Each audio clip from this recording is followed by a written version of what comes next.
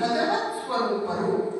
ಅವರಲ್ಲಿ ದೈವತ್ವ ಅನ್ನೋದು ಅವರು ಬಂದು ಸಾಧನೆ ಮಾಡಿ ಜಾಗೃತಗೊಳಿಸಿಕೊಂಡಿದ್ದು ಅಲ್ಲ, ಜನ್ಮದಿಂದಲೇ ಅವರಲ್ಲಿ ದೈವತ್ವ ನೆಲೆಸಿತ್ತು ಎಂಬುದನ್ನು ಸೂಚಿಸಲಿಕ್ಕೆ ಶಿವಸ್ವರೂಪಾಯ ಶ್ರೀಮತ್ ಸ್ವಾಮಿ ವಿವೇಕಾನಂದಾಯ ನಮಃ ಅಂತ ನಾವು ಹೇಳ್ತೇವೆ.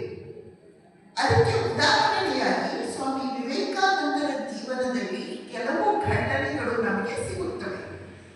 ಅವುಗಳನ್ನು ಸ್ವಲ್ಪ ಈಗ ಆಲೋಚನೆ ಮಾಡೋಣ. ಅವುಗಳಲ್ಲಿ ಎಲ್ಲಕ್ಕಿಂತ ಮುಖ್ಯವಾದದ್ದು, ಪ್ರಧಾನವಾದದ್ದು, ನಿಮಗೆಲ್ಲ ಗೊತ್ತಿರುವಂತಹ ಆ ಘಟನೆ, ಒಂದು ಸಲ ಶ್ರೀರಾಮಕೃಷ್ಣರು ಭಾವ ಸಮಾಧಿಗೆ ಹೋಗ್ತಾರೆ. ಭಾವ ಸಮಾಧಿಗೆ ಹೋಗಿದ್ದಾಗ ಅವರಿಗೆ ಏನು ಅನುಭವ ಆಯಿತು ಅನ್ನುವುದನ್ನು ಅವರು ಅನಂತರ ಮರಳಿ ಬಂದ ಮೇಲೆ ಹೇಳ್ತಾರೆ. ಏನು ಅಂದ್ರೆ, ನಾನು ಬಹಳ ದೂರ ಹೋಗಿದ್ದೆ.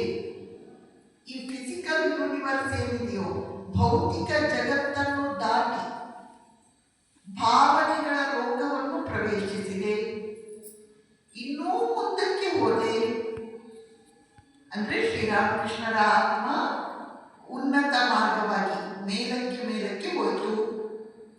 ಆ ಭಾವಲೋಕದ ಗಡಿಯನ್ನು ದಾಟಿದಾಗ ಅಲ್ಲಿ ಒಂದು ಖಂಡ